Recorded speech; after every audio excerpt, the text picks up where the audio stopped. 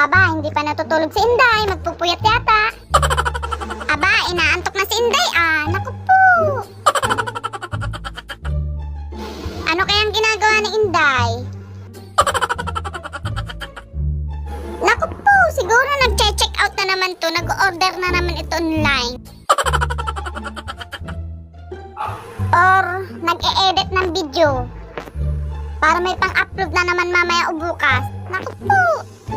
Matulog ka na, Inday. Anong oras na? Alas 11 na. Naku po, huwag ka magpuyat, Inday. Ay, baka nga nag-o-order to si Inday sa online. Nag-check out na naman to. Naku po, ang dami na naman ang order nito bukas. Puro parcel na naman ito tomorrow. Aba, matutulog na si Inday. Good night.